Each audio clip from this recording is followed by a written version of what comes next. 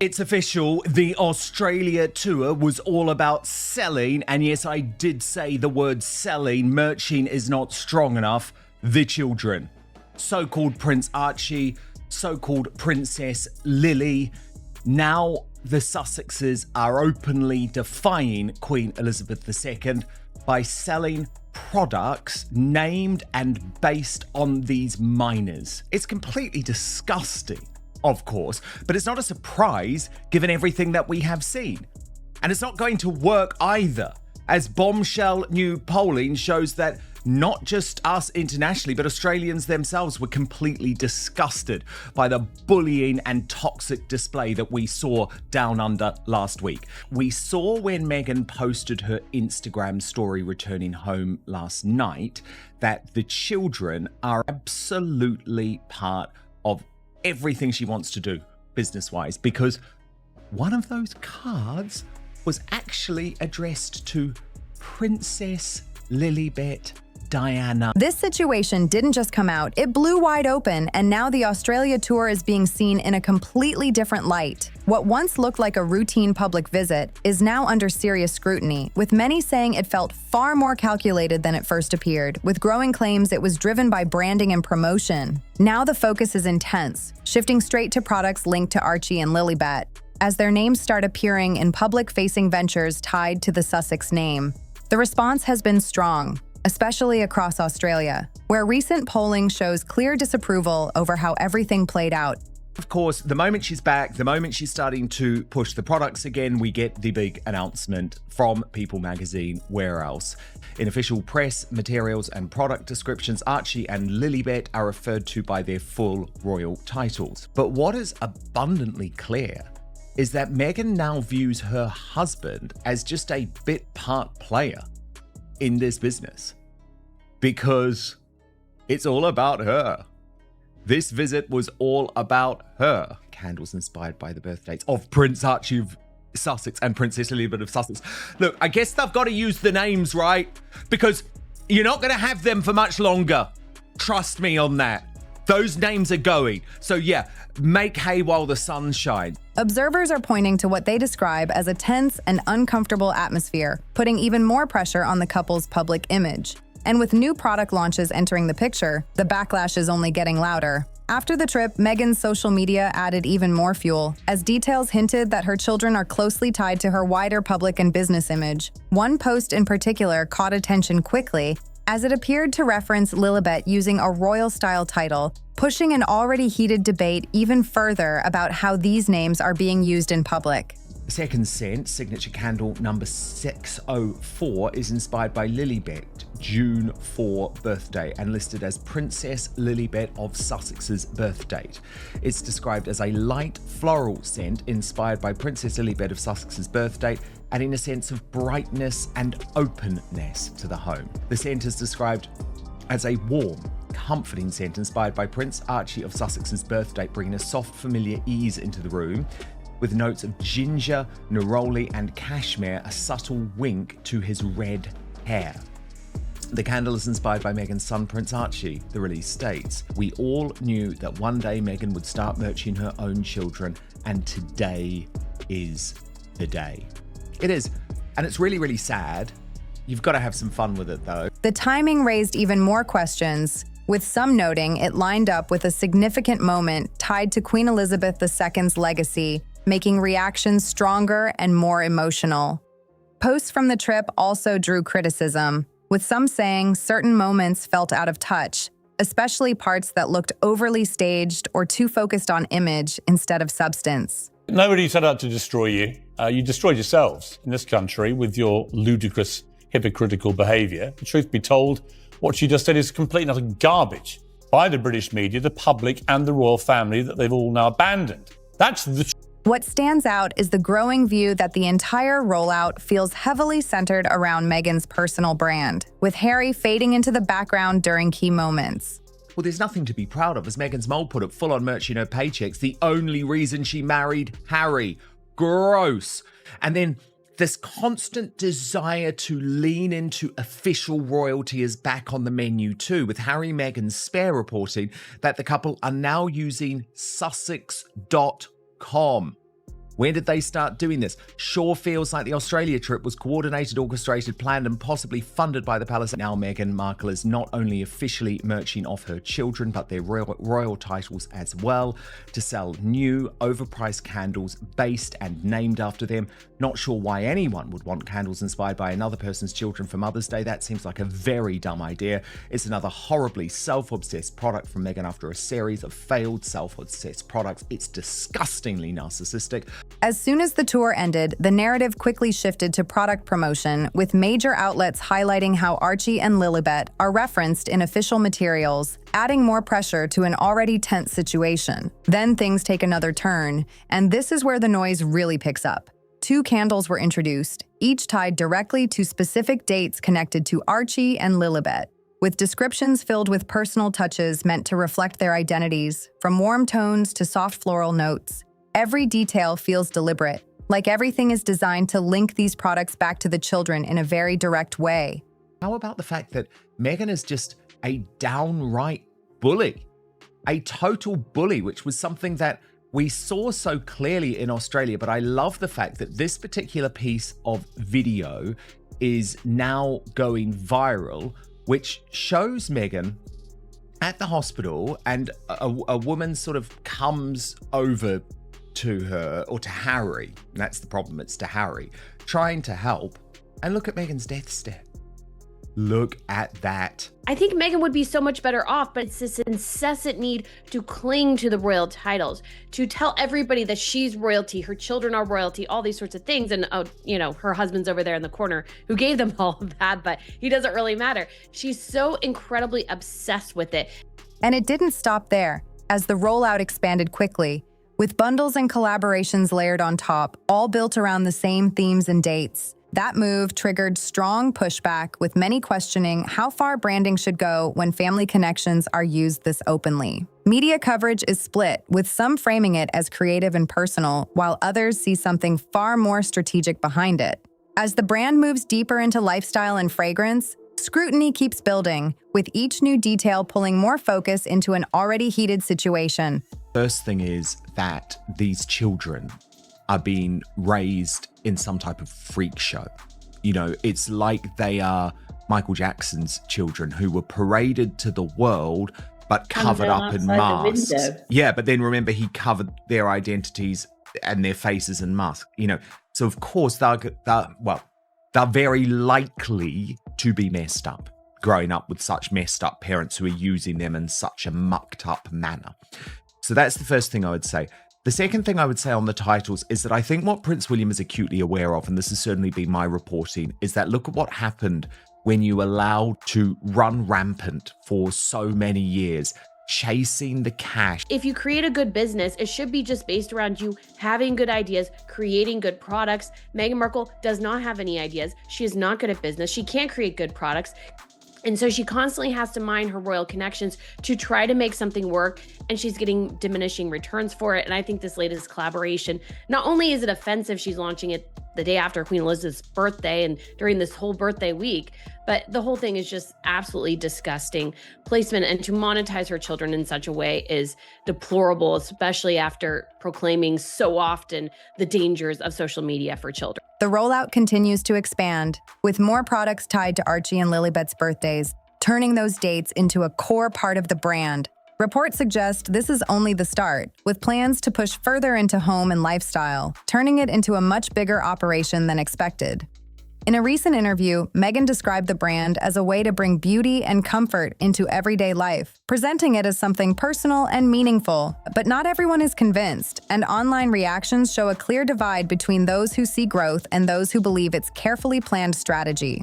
There is also rising scrutiny around the use of royal-linked branding and digital platforms, raising new questions about how far these connections are being taken. Criticism keeps circling back to the Australia trip, with many saying it exposed tensions in public perception that have not gone away and may be getting worse.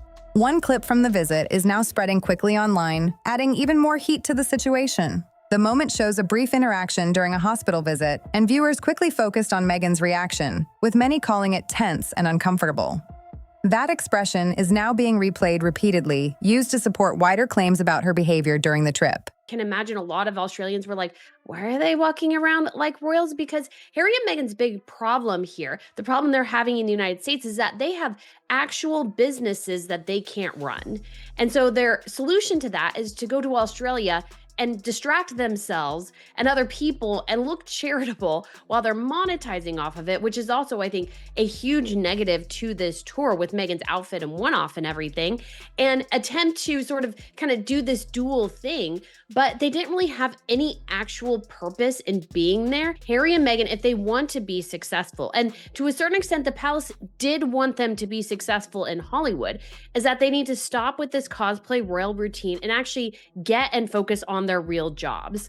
But they're not doing that. And I think Australians are wise to them. We've had 10 years now of BS, of lies, of hypocrisy from this couple, and the wool is not going to be covering our eyes anymore. We're well aware of who they are. Meghan's not fooling anyone at this. At the same time, reactions to the product launch continue to come in, with some commentators questioning the decision to link luxury items so closely to Archie and Lilibet, especially when royal-style titles are part of the presentation. Some have gone further, calling out the overall direction of the brand and pointing to what they see as a pattern of missteps in past releases. She lives in a $16 million mansion and she's a Duchess of the UK. Her children, she calls them a prince and princess.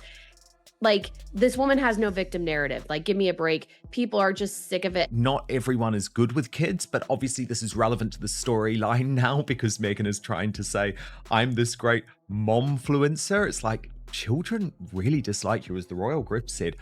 Children hate this woman. The backlash is clearly widespread, not limited to one group or region, with frustration building across different audiences. As more clips, posts, and product details surface, the pressure keeps growing. One major issue gaining traction is the constant reliance on royal connections, with many saying it now feels like the core of the brand rather than the products themselves. Princess Lilibet Diana had been christened. Why would they use a title for their children that represents an institution they loathe so much? A lot of the royal watchers were complaining that they felt like her posts on social media where she barely shows the kids is almost taunting the king, who doesn't know these children, and how unfair this is. This crisis won't die down until the irrefutable truth comes out. Observers point out that strong brands usually stand on their own ideas and quality without leaning so heavily on titles or status. That comparison is coming up more often, especially as this rollout keeps those royal links front and center in a way that is hard to ignore. The timing is raising serious questions, and not in a good way. Many are pointing out that this launch lines up with a moment closely tied to Queen Elizabeth II's legacy, and for some, that overlap feels poorly judged and unnecessary. At the same time, people are starting to question consistency, and this is where things begin to feel off. Past messaging leaned heavily on privacy, yet now family-related elements are being pushed into public-facing projects. That contrast is not being ignored, and it is adding to the growing skepticism. All of this is unfolding while public reflection on the Queen's life is still ongoing, adding another emotional layer to an already tense situation. The debate around how certain names are being used has intensified, with many arguing that anything connected to royal history should carry more weight and be handled more carefully. They're legally covering their backs.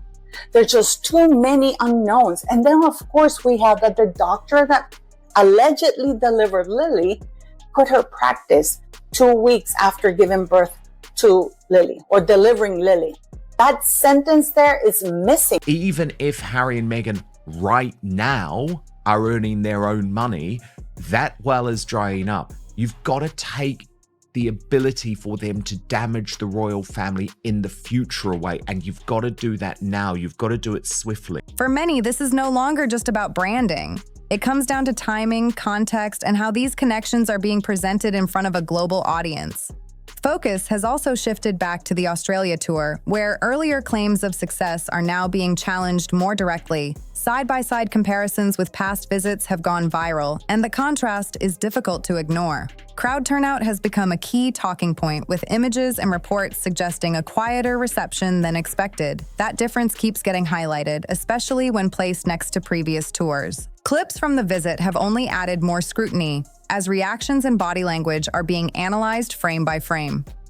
When compared with earlier appearances, the shift in public energy becomes more noticeable, raising questions about how the tour actually landed. Then the polling results came out, and this is where the narrative takes a more serious turn. The numbers are clear, and they present a very different picture from what has been publicly suggested. Harry and Meghan Markle's surrogacy scandal has entered the mainstream media domain. She was never pregnant at all. Instead, the videos embolden conspiracy theorists. They're calling it Megspiracy, and the pair are being subjected to yet more merciless ridicule. This case about whether you think the birth was real, whether you think there was a surrogate, whether you think Meghan was wearing a moon bump. The fact is, Harry and Meghan lied. Buckingham Palace lied on their behalf. There was a complete cover-up over the birth of Prince. The data comes from Roy Morgan, a well-established research company in Australia with decades of experience tracking public opinion. The survey included 1,767 adults, making it a strong and reliable snapshot of current sentiment. Awareness was high, with over 82% of people knowing about the visit,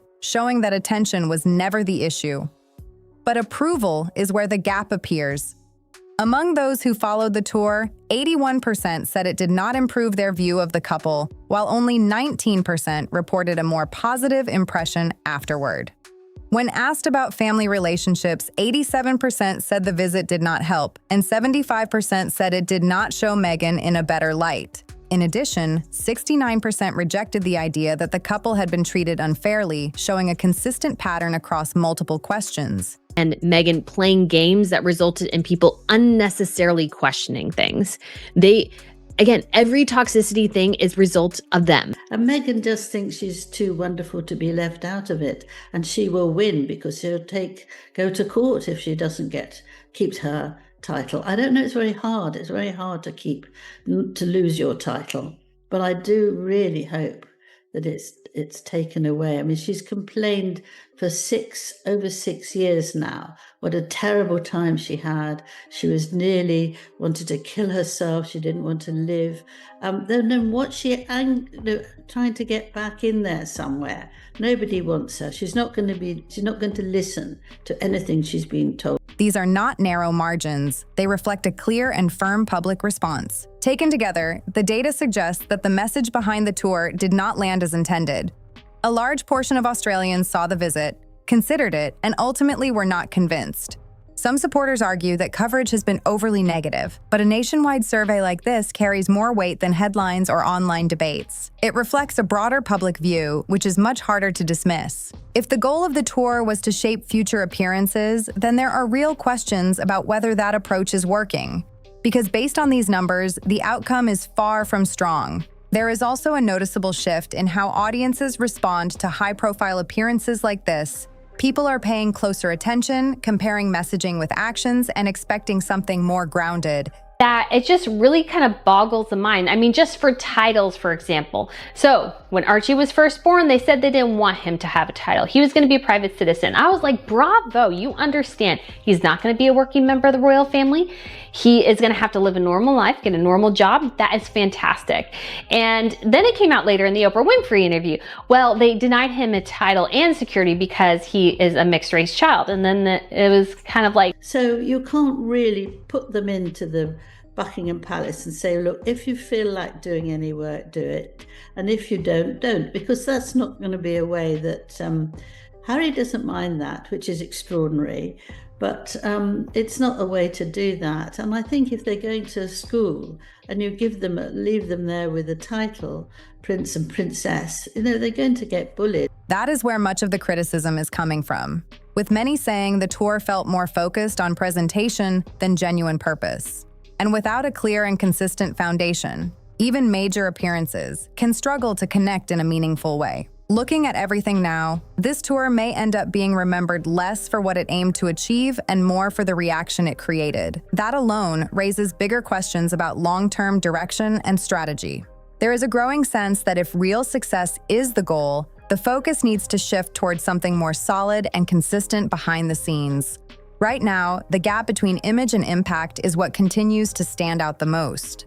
Critics also argue that relying too heavily on image, status, and presentation is starting to lose effectiveness, especially with audiences who are paying closer attention than before. After years of exposure, many feel their opinions are already formed, and shifting that perception will require more than carefully managed messaging. There is also frustration around messaging itself, especially when it feels out of sync with the lifestyle being presented. That disconnect is being noticed quickly, leading to more doubt each time a new project or appearance is introduced. At this point, expectations are becoming clearer. People are looking for authenticity, clarity, and a sense of purpose that goes beyond surface-level presentation. Another major talking point is how these public moments are being handled, especially during sensitive or high-profile visits.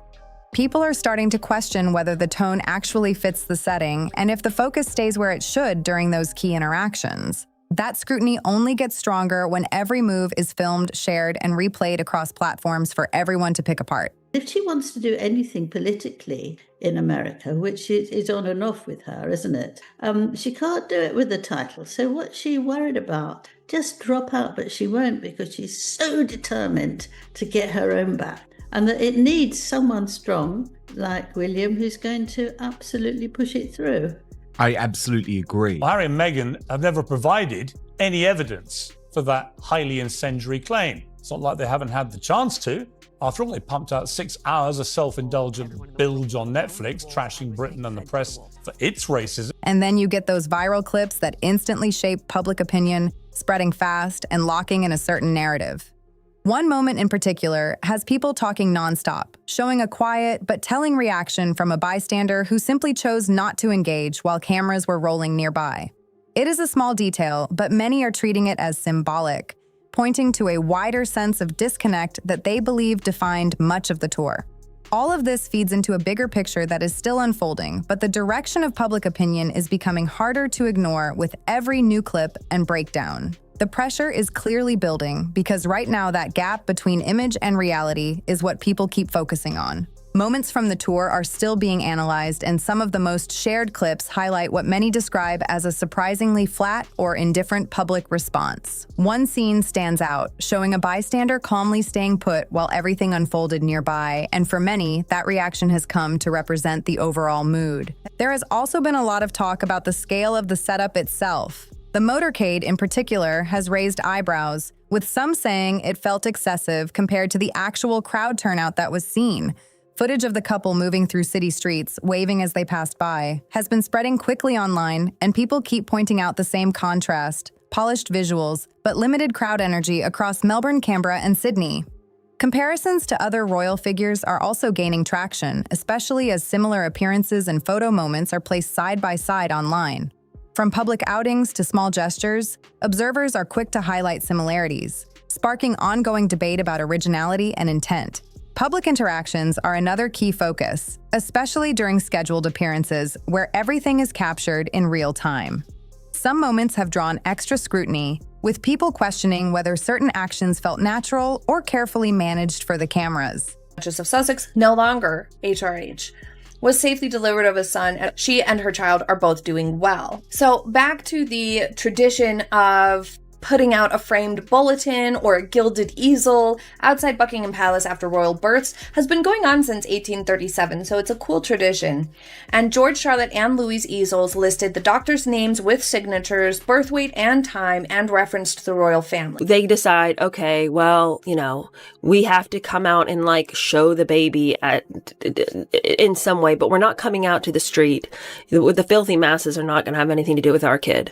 So then they show up, and there's Meghan in her white dress with Harry, and he's holding this completely still baby. There is also discussion around how different audiences responded during these encounters, especially in more relaxed settings. Reactions appear mixed, but the overall tone being shared online suggests curiosity, hesitation, and at times a noticeable distance rather than excitement. All of these details are building into a larger narrative around the tour, where perception, presentation, and public response are clashing in real time. With so much footage still being revisited and debated, the story is not fading anytime soon. More clips continue to circulate, and some are drawing strong reactions because of how interactions play out on camera. In a few moments, children appear hesitant or unsure during brief encounters, and those reactions have quickly become a major talking point online. Commentary around this has been intense, with some saying children tend to respond honestly to the energy around them, especially in unfamiliar or high-pressure situations.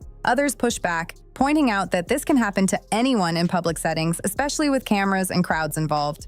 What keeps the debate going is how often these clips are being shared and reanalyzed, creating a wider narrative that is now closely tied to public perception. Each new video adds another layer, keeping the discussion active and, at times, more divided. There is also growing attention on the role of children in public-facing projects and branding decisions.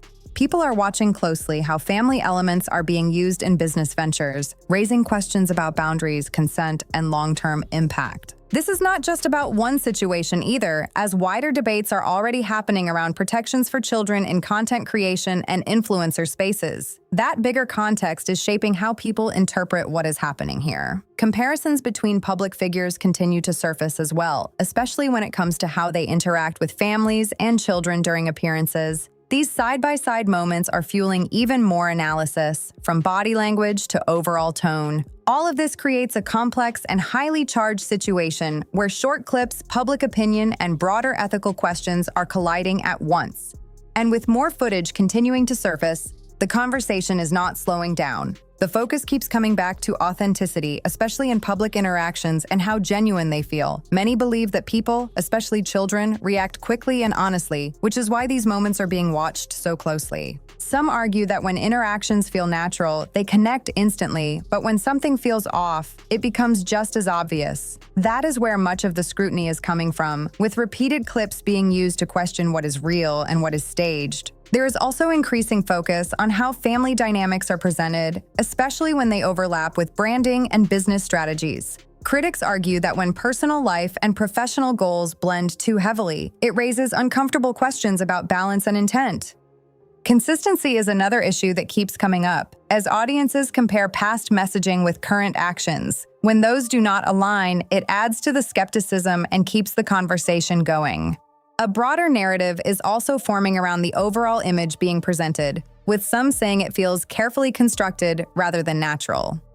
Fair or not, that perception is starting to stick. All of this feeds into a larger storyline that keeps evolving with every new clip, comment, and reaction. The more people watch, the more pressure builds for a shift in how things are being handled. At this point, one thing is clear: this is not slowing down anytime soon. Every new moment, product, or reaction adds another layer to an already intense situation. The spotlight is only getting stronger from here, whether the response is support or criticism. Now it is your turn. What do you think about everything that has come out so far? Is this a smart move, or has it gone too far? And what is your take on the Australia tour? Did it actually succeed, or are the reactions telling a different story? Drop your thoughts in the comments below, because this debate is wide open. And if you want more breakdowns like this, make sure to like, subscribe, and share, because there is still a lot more to come.